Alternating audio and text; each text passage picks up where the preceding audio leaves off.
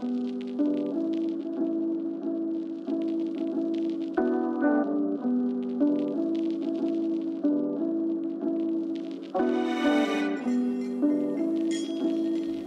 video is not sponsored by DJI or Zhiyun. We're doing this comparison vid because we like you guys.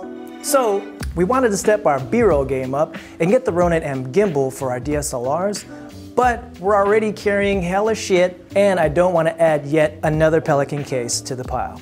A bunch of our production friends recommended the Zhiyun Crane 2 as a compact solution. It seemed to be the choice for run-and-gun documentary filmmakers and wedding videographers. We spent a good month with it back in June and loved it. Then DJI came out with the Ronin-S and, well, let's get some test footage and comparisons.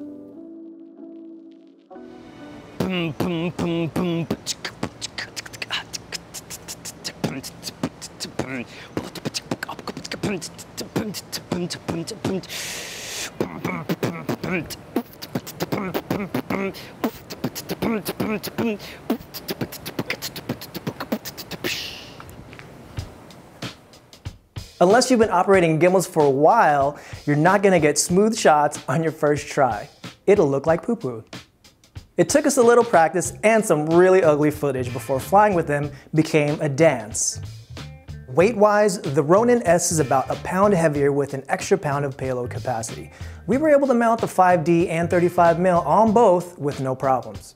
And the weight difference isn't that drastic since the weight distribution is pretty balanced, so it doesn't feel awkward.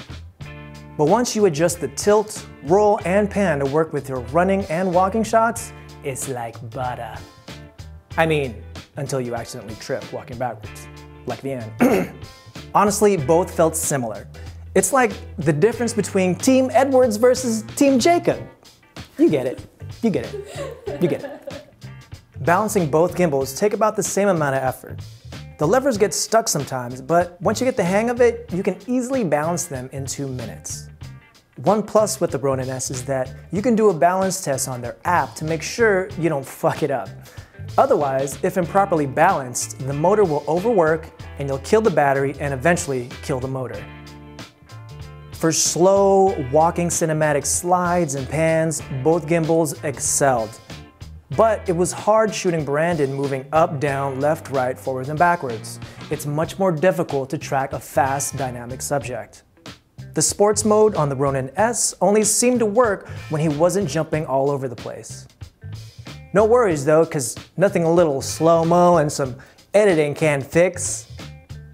Oh yeah.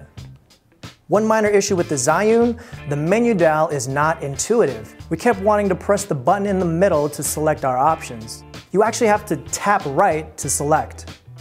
But the Zhiyun does one-up the Ronin by having a sexier case, and you don't have to play Tetris putting it back in.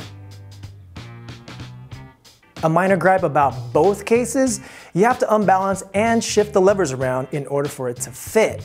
I just want to run and gun, grab it and go. The Ronin-S goes for $699 and the Crane 2 is $50 more at $750. Ultimately, they're both solid gimbals and will get the job done. But with the added creative functions of the Ronin-S like time-lapse, panorama, and more control via their app, well, it's like, you've been dating this girl, she's good to you, she's met your parents, and then suddenly the hottie at SoulCycle breaks up with her man, now she's suddenly available on the market. Then you start thinking, why didn't I wait? It's kind of like that. Let us know if you want us to do a tutorial on how to balance your gimbal, and check out the site for the in-depth review on TechCrunch.com.